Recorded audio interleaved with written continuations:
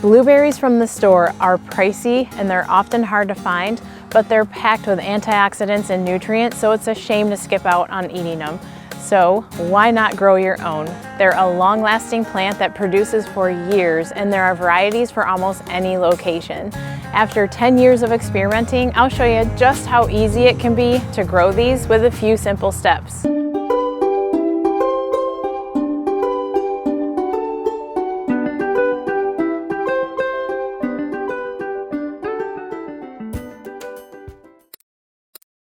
After moving last summer, I just got my blueberry bushes planted in my new space. I'm in upstate South Carolina, zone 8, and these blueberry bushes are dormant, which is a great time to plant them because they have higher survivability rates since they can acclimate more quickly to soil conditions while they're dormant, and they're less likely to suffer from transplant shock. If you're in a northern climate, early spring when the ground thaws would be a good time to plant dormant blueberry bushes. Fast Growing Trees was very kind to send me these blueberry bushes, and I ended up purchasing a fourth one. So I planted 4 blueberry bushes from 2-gallon containers in this 2.5 by 9.5 foot raised bed. Fast Growing Trees has been in business for 20 years, and they're an online nursery that grows and ships guaranteed thriving plants to your doorstep. They're located about 2 hours from us here in South Carolina. My favorite things about this online nursery are the one-on-one support that's available to customers and the ability to shop on their website based on your specific growing zone. So you just input your zone, and the varieties that work well in your area are the ones that you'll see on the pages. Shipping was fast, and these blueberry bushes arrived in great condition. I put the link to Fast Growing Trees in the description below. Blueberry varieties are categorized by the climate in which they're grown, and they are northern high bush, southern high bush, rabbit eye, low bush, and half high, which is a cross between low bush and high bush. Each category is based on chill level, ranging from 0 to high, which means how many chill hours each variety needs in order to thrive. There are lots of varieties that adapt to more than one chill level and can thrive in multiple different microclimates. You can do a quick search online to find out the average chill hours your location gets each year. And when you're shopping online at Fast Growing Trees, filtering by your growing zone makes this super easy. Once you've narrowed down the categories that will work in your garden's climate, the next thing to consider is pollination of your blueberry bushes. Most blueberry bushes can self-pollinate, so they're going to still produce berries if there's only one blueberry bush, but they'll produce more berries if they're cross-pollinated when you plant at least 2 of them no more than about 10 feet apart. Perhaps the most important thing to consider when choosing varieties for cross-pollination, I think, is bloom time, because different blueberry varieties can bloom at different times. So I like to make sure I choose ones that bloom at the same time so that the flowers are available for cross-pollination. When you're shopping for blueberry bushes on the Fast Growing Trees website, the pollination section under each variety is going to tell you whether they're self-pollinating or not. And if not, recommended varieties for cross-pollination are listed. I chose to plant 1 silver dollar blueberry bush, which grows to 2 to 3 feet tall and wide, and the blueberries are large and have a sweetness like pineapples. This variety is self-pollinating, but you'll get more fruit if you add an additional blueberry bush for cross-pollination. They'll bloom in spring through summer for harvests in summer to fall. I also planted a little top hat blueberry bush, which is a half-high variety that grows to the compact size of 1 to 2 feet tall and wide while producing prolifically. It's self-pollinating, but you'll get way more fruit if you plant another one nearby. The other 2 I planted are Perpetua, which I'm the most excited about because they bloom 2 different times, once in spring for a summer harvest and once in summer for a fall harvest. So basically with this variety, you're going to get twice as much fruit in the same space as any other variety. They grow to 4 feet tall, and the berries are small with a mild flavor. These are self-pollinating too, but of course you'll have better harvests if you plant at least 2 of them. All 4 of these blueberry bushes will have at least one partner blooming at the same time for cross-pollination. There are so many varieties of blueberries which offer a variety of sizes, aesthetics, and flavors for gardeners pretty much everywhere. I planted my 4 blueberry bushes about 2.5 feet apart, which is the closest I'd want to plant them, even though they're compact varieties. Depending on the variety, you can plant them this close together to form a beautiful ornamental hedgerow, which is what I'm going for in my narrow raised bed here. It's amazing that blueberries are not only a high-value, nutrient-dense food to grow, but they can also be a beautiful addition to the landscape for years. I think they're pretty even when they're dormant like this. So the first time I planted blueberries in South Carolina, it was around 11 years ago, and I don't remember the specific varieties, but I had 3 of them growing in raised beds. I want to say that they were rabbit eye varieties as they got pretty tall. I was keeping bees at the time, so pollination was in overdrive, and I even had a bee swarm in one of the blueberry bushes.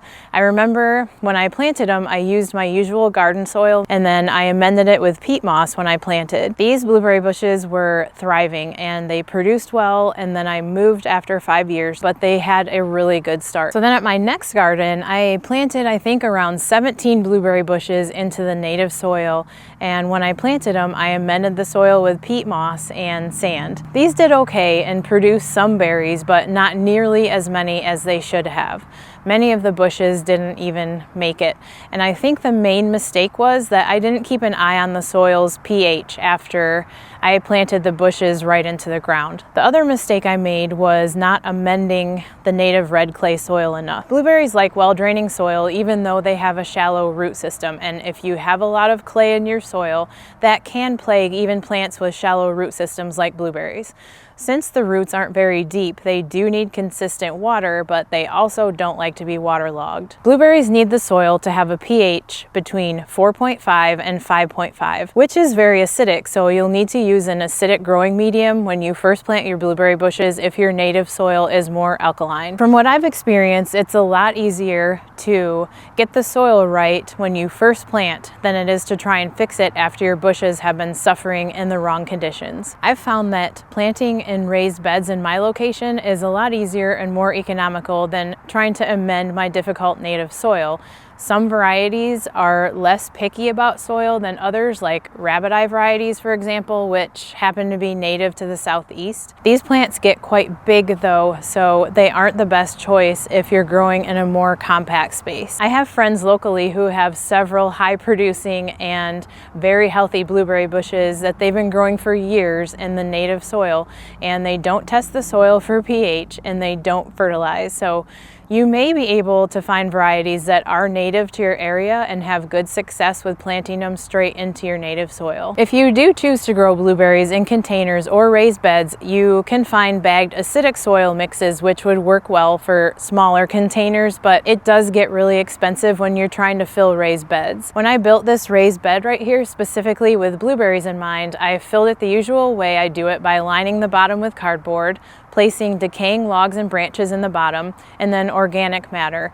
I made a detailed video about filling deep raised beds if you'd like to check that out. The organic matter I used in this bed was pine chips that had been sitting around my yard for a while from a chip drop order that I had done, but you can use any organic matter you have on hand, like shredded leaves or old grass clippings or even half-finished compost. I like adding that layer of organic matter over the branches and logs because I find that the soil settles less that way, and it also adds extra nutrients. So after that, I had about 12 inches of this 17-inch deep raised bed to fill with soil. So for my blueberry specific growing mix, I bought a cubic yard of finely shredded pine mulch from my favorite local landscape supply business for around $28, and then I mixed that 50-50 with peat moss and added a little bit of sand. Pine mulch is really good because it's acidic, as is peat moss, but you just need to make sure the mulch you're getting is in fact pine and that the peat moss is Canadian sphagnum peat moss, because that's acidic. I ended up having extra mulch that I used elsewhere in my garden,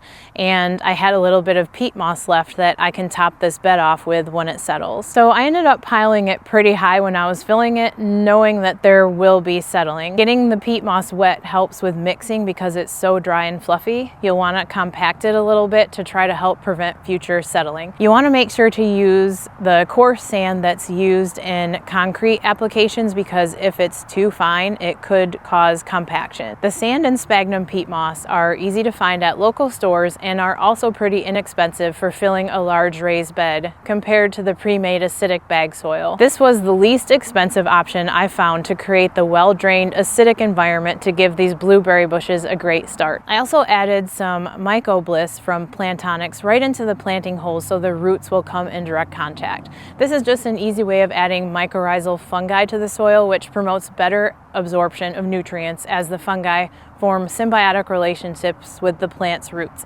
It also contributes to better soil structure. And I added some worm bliss from Plantonics, which is worm castings or worm poop. It's an organic fertilizer that is never going to burn plants, and it also helps the soil's water retention and structure. I put the links to these Plantonics items in the description if you'd like to check those out. Even though these blueberry bushes are dormant, I watered them in well, and then I'm not going to water them again until they break dormancy. I added a nice thick layer of pine straw mulch as a winter protection, and then I'm going to leave this on year round because it helps the soil hold on to water and it keeps weeds out. I should note that the use of pine straw isn't going to affect the soil's pH either way, and I've been using it for over 10 years constantly around my garden plants and haven't seen an effect on the pH either way. As far as mulch goes, I'd use whatever natural mulch you have on hand that is going to protect the soil and your plants. Since a low pH is necessary for your blueberry bushes to thrive, it's important to monitor it pretty regularly. I'm not testing mine right at this moment because I just planted these from scratch using a soil mix I know will be acidic. However, I'm going to test it before springtime. One way to do this is to take a soil sample to your local extension office and have it tested professionally, and that's perhaps the most accurate way to test your soil.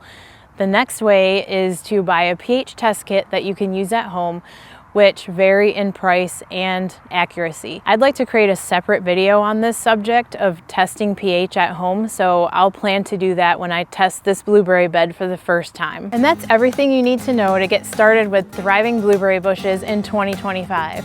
From choosing the right varieties for your climate to preparing the ideal soil, we've covered all the essential steps to set you up for success. Growing your own blueberries isn't just about having a delicious and nutritious superfood at your fingertips. It's about creating a sustainable and rewarding addition to your garden that's going to keep giving for years to come. If you found this video helpful, don't forget to give it a thumbs up and subscribe for more from the garden. Last year was quite a year, and I've been in rebuilding mode in my garden. But I've learned a lot of things that I'd like to share with you in my next videos. I'd also love to hear from you. Are you planning to grow blueberries this year? Drop your questions or thoughts in the comments below. There's no better time than now to start growing your own food, and blueberries are a fantastic place to begin. Thanks so much for watching, and I'll see you in the next video.